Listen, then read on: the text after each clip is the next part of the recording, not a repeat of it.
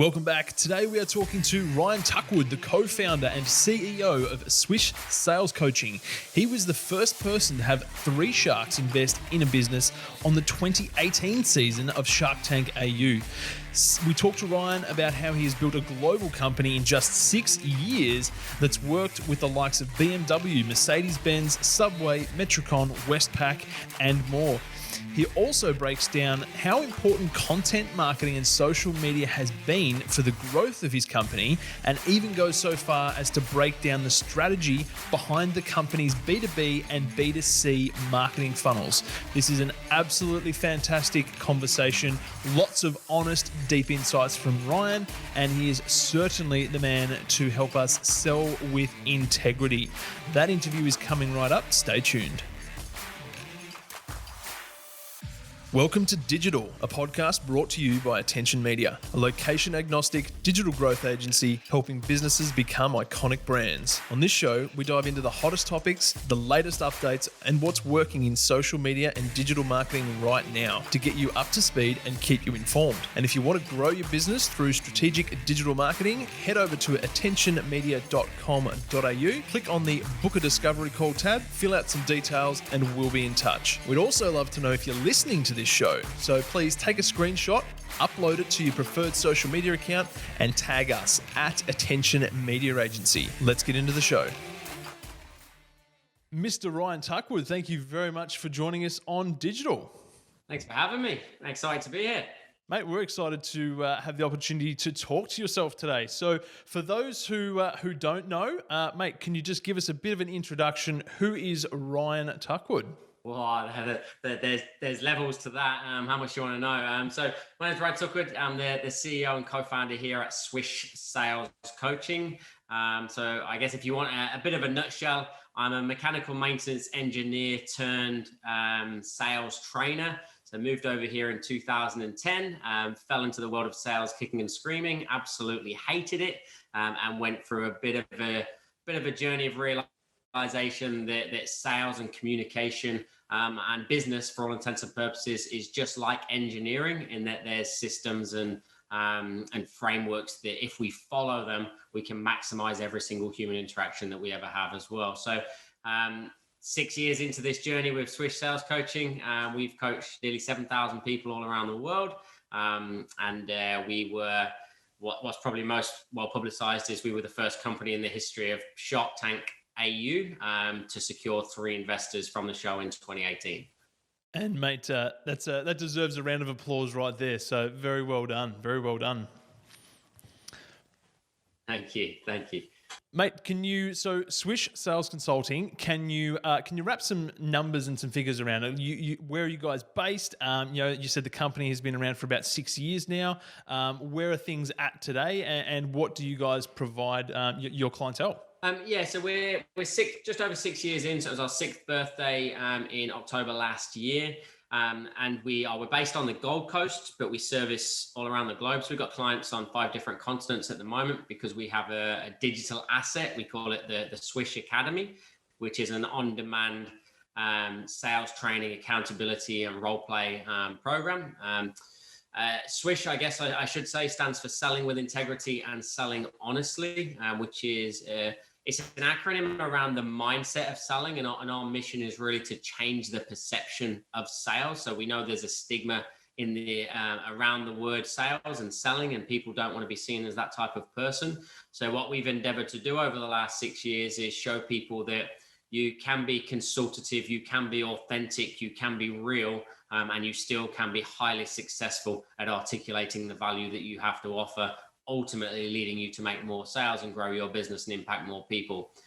So we have different service offerings. So we do physical training. I do a lot of speaking, a lot of keynotes, a lot of emceeing, Q&As. We do work with SMEs, owner-operators, individual sales staff, all the way through to corporate entities like Amex, Westpac, Mercedes-Benz, and so forth. So a bit of a range, but if you want to summarize it into who do we coach, it's anybody that wants to understand a more ethical approach to selling, so they can actually grow their business without jeopardizing their morals and integrity. Yeah, fantastic, mate. Very well done. And I think just love to unpack that a little bit more. Selling with integrity, obviously one of your slogans, your mantra. It's a value. Can we unpack that a little bit more for people listening in? Selling with integrity, and just that word integrity, right? Why is that such a focal point for you and your company? Yeah, awesome question. And firstly, I think if you were to kind of dissect what integrity means, to me, integrity means doing what you say you're going to do, even if no one is watching. And the way I frame that in a sales perspective, and how most people understand it is, if you imagine that you've got your sales or your business targets for the month, and it's the last day of the month, and it's 5:05 on a Friday afternoon, and you're $2,000 away from your target, but you're the last person in the office. And if you hit your target, you get yourself a nice little bonus. And then the phone rings and you're talking to a potential client, but you surmise that they are not going to benefit from your product or service, or they don't need it, but they want to move forward. What do? Do you actually make the sale and get your bonus, or do you wish them all the best and let them go? And for me, that's integrity. But where it came from was back in 2010, 2011, I fell into a cold call sales environment. I'm an introvert by nature, although if you see any of my content online, you won't really gauge that because I've changed a lot over the years. But naturally, I'm an introvert, and I fell into a call center where my job was to make 300 dials a day and find out if people had $15,000 to $25,000 in their bank account within 90 seconds from a cold call. And what that led to was high levels of abuse, high levels of rejection, and I guess a level of anxiety / depression of not wanting to do it. And the reason that I didn't want to do it is because I wasn't very good at it. But on top of that was a belief that sales couldn't be learned. So I gave up and I quit. Ultimately, I went on a journey of being challenged by my sales manager at the time. He challenged me to give him 60 days. He said, I want you to fanatically obsess over this for the next 2 months. And if we've since found out it takes roughly 66 days to form habits and behaviors. He said, if in 60 days you're still bottom of the sales board, which I was 21st out of 21 people. If you haven't moved and you haven't progressed in that time, I'll pay for your flights anywhere in the world. And at that stage, I had 31 cents to my name. I was sleeping on a bathroom floor, and it was like, I've got absolutely nothing to lose. And what happened next just changed my life. I went from reluctantly almost self-sabotaging and not wanting this training to work to starting to get some quick wins and some results. I was able to keep people on the phone longer. I was able to build better rapport. I was able to have deeper conversations. And then ultimately I was able to make more sales and drive revenue and make myself some commissions. And fast forward 18 months, I was running a team of 47 and I did just over $300,000 in commissions. And my whole world just flipped on its head. Not just from a financial perspective, but also I started to realize that I can't be the only person out there that's failing in sales or business that doesn't want to learn these skills or doesn't believe these skills can be learned. And that really came to a head when it was one Saturday. I was in the office by myself and the phone rang, and it was an older lady that I brought on board as a client. I brought her on board for $15,000. It was a financial services program. And she was in tears to me. And she said, Ryan, since I bought, no one has called me. No one has serviced me. The product isn't working as you guys suggest. And it just made me feel physically sick that I'd taken this lady's money and maybe they weren't getting the results that we thought they were on the back end, the way that it was purported by our managers. So rightly or wrongly, I started calling a few of my other clients or other people that I'd sold to. And it was the same story every single time. That was a Saturday morning. On the Monday morning, I walked out and I quit. And I said, "No, I can't sell something. I can't present or promote something if I don't know people are getting the right results from it." And that's when in 2014, I then broke away and with the co-founder of Swish, Jack, and we created the Swish methodology, which is primarily based around changing the perception of sales. So people don't have to lie, bully, manipulate, or fabricate the truth to be successful. And that's where the integrity-based selling came from. Mate, thank you for unpacking that. That's an incredible story, and I think there's an entire podcast episode just in that, obviously itself. And I think that it's clear, obviously, with what you've just said that so many things are a skill, right? Sales is a skill, business is a skill, marketing is a skill, and these skills can be learned, right? With obviously with the sales component, would love to pick your brains a little bit more just around, what SMEs can do to, improve, their sales and do more selling with integrity. But also from the point of, the success that your business has had, if we're bringing that back to a marketing level, content you mentioned before, we might see your content online and think that you're very much an extrovert. And that's obviously how I came across yourself as well. It was through all of your social media content. You've talked to some very big people. You've emceed a lot of big events, working with big companies. And I think for a lot of SMEs out there, that can kind of feel a little bit unattainable at times. So would love to kind of get your perspective on, the 6 years that you've been in business and, again, achieved some great levels of success. Where has how has marketing sort of assisted you, and where do you sit with content marketing and building your business using something like content and digital marketing? How have you gone about that process, and what has that sort of played in your business to date? Yeah. Firstly, I mean, if this kind of summarizes it for you, we have a full marketing and creative team. I have a full-time videographer these days. And I never ever thought I would say that. So for me, the journey started maybe about 2 to 3 years into business. So I was very reluctant to be in front of the camera. Certainly very reluctant to stand on stage. I had a debilitating fear of public speaking. There was one event we had where 3 people turned up and I didn't do it. I bottled it. And all I was supposed to do was a quick 3-minute introduction to Jack to do the rest of the seminar. And I said, I can't do it. So the journey started for me. We brought on board a lady called Courtney, who at the time was our creative manager.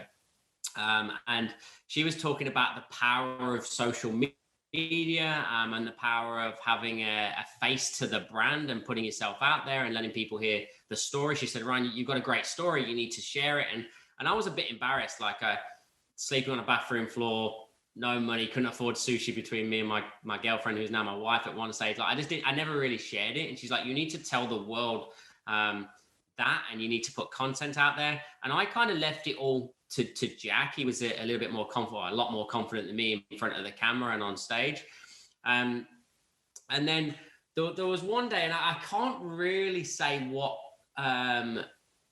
clicked for me, but I remember I was up in Brisbane in 2017. Jack and I created a real estate business as well, which I exited at the start of last year. So a real estate investment company. And I was at an appointment up in Brisbane. I was a little bit early and I pulled up at a park. I remember it so clearly. And Courtney had been in my ear about making videos. Just pick up your phone, just point and shoot. That's all she kept saying. And I just finished a phone call with a client. So I was actually coaching as I was driving up to Brisbane with one of the Swish clients. And I was talking about the wow factor and leaving your 60-second legacy. And when people leave your presence, they're always going to be thinking something. So from the second that people stop listening to this podcast or we get off this Zoom, you're going to think something for at least 60 seconds. Did you like Ryan? Did you not? What was your value? What was his energy like? Blah, blah, blah. So I just picked up the camera and made a quick video about your wow factor and your 60-second legacy. And then I still don't know how or why I did it. I just pressed post to Facebook. Now, at that stage, I got heaps of abuse and friendly, I call it friendly negativity, but it's really people trying to pull you down from my friends and family. Oh, here's Ryan in front of the camera. Who do you think you are? And all that. And what it actually did was actually forced me to stop. I'm like, I'd started to go football training, and at football training, everybody was like, here comes Ryan, get your Facebook Live ready. And it did get it got to me. And Jack had exactly the same. And me and Jack were both starting putting content out at the same time. And then I got this one message from a guy who ended up becoming one of my best clients. And he just messaged me out of the blue. I didn't know him at the time. He said, "Hey, mate, I just saw your video on the 60-second legacy. That really spoke to me today. I needed to hear that. I've been a little bit depressed and a bit down." And that one message just overwrote every little bit of abuse that I got from everybody else. And it was in that moment I just went, I've got to get over myself and get over my own ego of worrying what people think, because there could be one person that watches it. Even if they don't message you, you could impact that one person. And since that day, I've just been very, very consistent across all socials, culminating in today having people that run some of my socials as well and putting content out every single day. There has been a direct correlation from the day I did that to the business getting inbound inquiries and revenue generated. It's not even close to what we were doing before. Yeah. Look, I think it's such a good point to make, right? Like, oftentimes we really do just get in our way, like, as business owners, and especially, for a generation, like for anybody who's, 30, 40 plus, who didn't grow up necessarily with the internet or social media at all, right? It's a pretty foreign kind of concept, right? To put a camera in front of your face and talk to it, especially when there's other people around. But I think we see it time and time again nowadays that people who do go to that extra level, who do jump outside of their comfort zone, who do put content out, just like you said, that it has an exponential benefit on a business, especially over a long period of time, not to mention the positive impacts that you can be having on people that you may not even realize, right? That's a hidden gem that doesn't really get talked about a lot these days, is,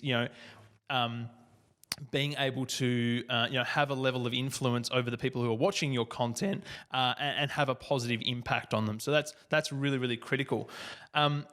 One thing I think, if we go back to sort of those early days when you did start sort of creating videos and creating content, did you have any kind of structure? Did you start to put any sort of thought into it, or was it just a lot of sort of shoot and point or talk to camera, right? Because I know a lot of business owners will be sitting there thinking, yeah, that's cool, I can record some video on my phone, but where the heck do I start? Who wants to hear from me? My business is pretty boring, right? So where did you sort of start, and how did you sort of overcome all of those sort of thoughts? So if you get to know me a little bit deeper, you'll know that I'm a bit OCD, super organized. Anybody that follows personality profiling, I'm a C. I'm conscientious on the DISC profile. No, I didn't just point and shoot. For me, again, I've realized this is not actually the best way to go about it, but I was scripting everything. And the way I did it, if anybody wants a little bit of a cheat, I just got a Post-it note and did my 3 bullet points on a Post-it and just put it just below the camera on my phone, and just held it like that. So I was actually looking there, but I was reading my bullet points. Did we have structure? No, not really. We didn't really have structure about how we were posting. I remember when we first engaged an agency to do our Facebook ads for us, and they said, who was doing all these boost buttons and promote buttons? Like, who was putting all that money on that? And I'm like, I don't know, it could have been anybody. And just literally throwing money down the drain. Hey, absolutely no understanding of the Facebook algorithm or who to target. But to your point about not knowing who's watching, like I've since, and it's still a little bit weird, and it's definitely more since we've had the academy and we've trained people globally. But you get people that approach you in the street and they walk up to you like they know you.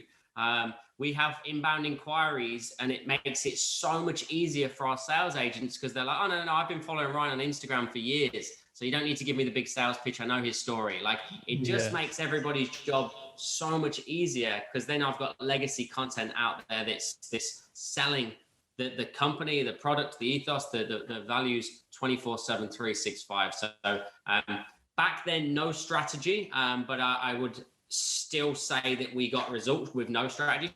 So something is better than nothing. I don't know whether you would counter that. But No, now agreed. there's definitely strategy in place, and you can see the results from that. Yeah, I love that. I love that.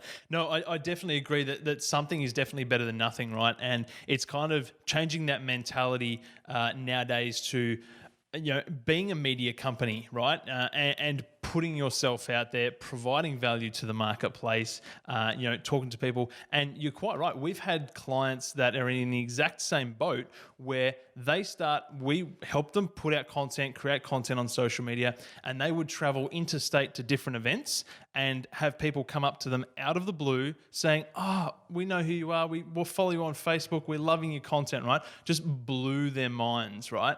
And same thing again, where people would be going into business meetings, and tenders for very large deals, and the companies are like, "Yeah, no, we don't have to do the due diligence and pre-approval stuff because we've been following you. We've checked out your stuff. We know you've got the capabilities. We know you've done projects like this in the past. Let's get down to business," right? So there's so many benefits of putting content out there and just letting the world know who you are and what you stand for. Yeah, 100%. And then I think it comes down to, and you use the word value in there.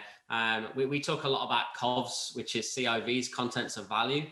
So the only thing when I was planning and preparing videos and content is that it has to be valuable. There has to be a how involved. There has to be a practical takeaway for them. So it's not just, "Hey guys, we've got a boot camp coming up, join our academy." It's not like sell, sell, sell. It's very much value driven, and I think that's what 2021 is about. It's about who can give the most value to their consumer before they even come on board. Give away your best material, because it's about showing people how good you are, not telling them how good you are, because that's just what everybody else is doing. So that's how you break the mold, and that's how you stand out. So I think the old adage, and I might have this wrong, you know better than I do, it's educate, entertain, or what was the other one? There's like three, isn't there? So educate, entertain, or something else within your content, which is designed to get attention ultimately.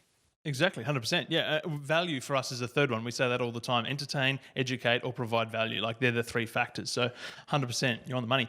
Mate, before we kind of head back a little bit into sales, just to wrap up the marketing conversation, how, for yourself being, you have both online and offline, but how do you use social media these days in order to drive actual business, right? Because we can say, yeah, just put out content on some of the social media platforms, but of course it goes deeper than that. So for you, just a bit of a broad overview for your business, how does like the lead flow, how does the sales process come into play from your digital marketing? Yeah. Okay. So we've got two very distinct funnels within our company. We've got B2B and we've got B2C. So we've got we host free webinars once a quarter. They run for 2 hours long, where I'll give you 2 hours worth of training. Obviously, in those webinars, I'm going to explain what other products and services that we have as well, if you'd like to move along into a boot camp or an accelerator, those types of things. And we use distinctly Facebook and Instagram to attract people into that funnel. So there's Facebook advertising, there's value add advertising, there's Instagram direct messaging as well that goes on to, and we target followers of like-minded organizations as well. So we know that the target market in there is interested in personal development and sales, and we drive them into a free webinar. So we know that it's a very low barrier to entry, but then the value that we give blows them away in comparison to a lot of other free content out there. But then on the B2B side, we're targeting anywhere from SMEs all the way up to, like I said, corporate to enterprise companies. It's a bit more of a longer play, and we've realized over the last couple of years that our target market aren't on Facebook there, they're on LinkedIn. So very strategic approach that we've got one of our staff members would every single day is delegated with drawing out leads for the sales team, and they're basically using Sales Navigator to search for sales managers, heads of departments, heads of people, heads of culture, and so forth.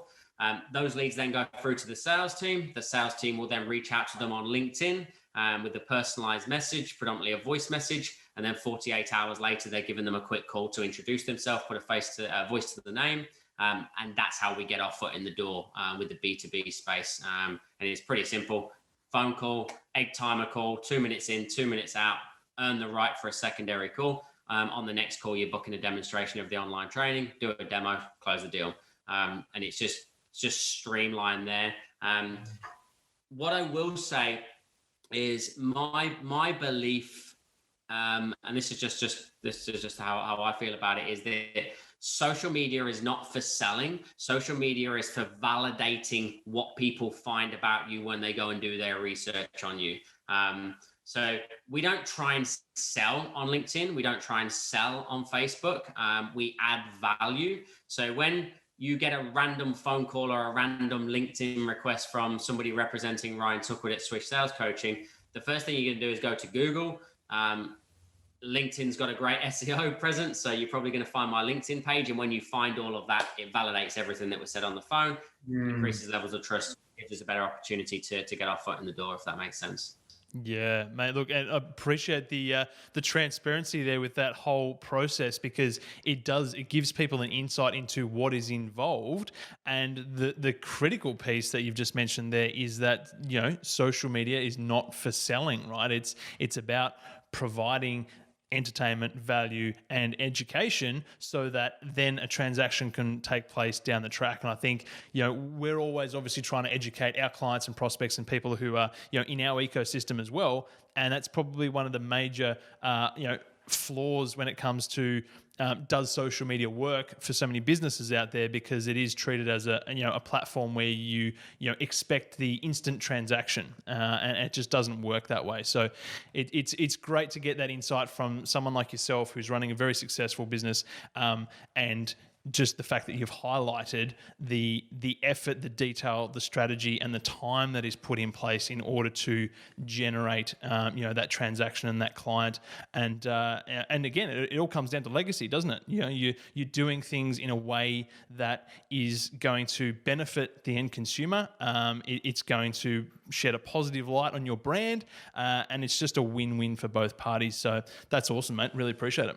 Yeah, and on top of that, like, if you think about any of the socials, but if we go B2B, look at LinkedIn. Like, so I've just had a conversation with you on LinkedIn for the first time.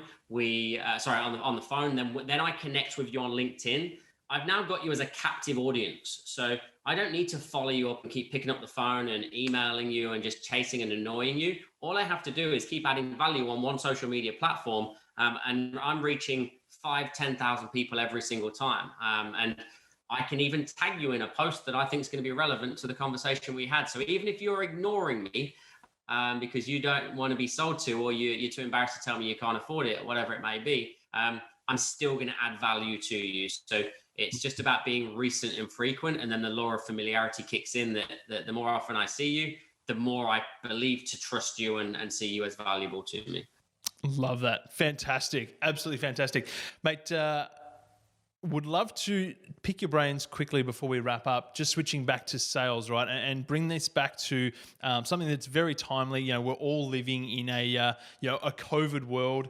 Some people, some businesses doing very, very well. Others, unfortunately, not so. But do you have any advice for business owners, salespeople out there in the current environment to, help them with sales, and provide some advice about how to approach sales in an environment like this? Do we change tact at all? What are your thoughts on that?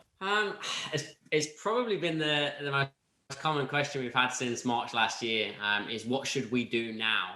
Now, anybody that's in our programs or been with us for a few years, my answer has been simple, is do not change a thing. And the reason that I say don't change a thing is that we always teach people to lead with empathy and value anyway. So if you're selling the old school way, where it's about hammering them, trying to grab their attention, creating false urgency, telling them they need to make a decision before the end of the week, or they lose a bonus or whatever, then yeah, you need to change a lot. But if you're genuinely showing an interest in the prospect, you're trying to get to the root cause of how you can help them and why they're facing whatever challenges they're facing right now, then no, you don't need to change anything. What what I would do is just communicate more often. And when I say communicate more often, I mean give them even more value. So have you got some free resources that you can just share with them that are going to actually help them? And I don't mean like, hey guys, we've got a new XYZ that can help you if you buy it. It's like, give them something. During when the lockdown hit in March last year, I remember it was about the second week in, and I'm in my home office like I am right now. I decided to do a 14-day sales challenge. It was a bit of a play on the 14-day lockdown. And we had over 700 people register for it. It was totally free of charge. It's like everyone's at home. You can't go anywhere. So for 14 days straight, I'm just going to give you totally free of charge training. And I went live in it every single day. I made 14 videos on top of it with documents to support it. We made that whole course. I was at home. My videographer was at his house. My marketing manager doing the creatives was at her house. So we were all independent and we came together. We made this course in 6 days and had 700 people register for it. It was by far and away one of the best lead generators for us this year, done last year. And what I mean by that is we started that in April last year. Some of those people that came on board and did that for free last year are now becoming a paid client this year. Now, that wasn't the intention. The intention was to just give value to those people when they most need it. And you remember the people that are there for you in a really tough time. And some people are still going through it. Of course, there are some businesses went really well, but when you're on your arse and you need a light at the end of the tunnel, can you be the business that creates that for them? And it might be just with some free content. It might just be a quick phone call to say, hey, how you doing? Is there anything that we can do for you right now? And just communicate and be there for them. So yeah, I don't know if that's the answer you're looking for, but no, we haven't really changed anything. But we're just giving even more. Yeah. No, that 100% answers the question, because you're exactly right in the fact that if you need to change your sales pitch or strategy because it has all those things you mentioned, urgency, etc. and so forth, then you probably do need to relook at it. So I really love that answer, and just testament to obviously the value that you guys provide and the way that you go about business. It should always be at that same level. So I absolutely love that. That's fantastic.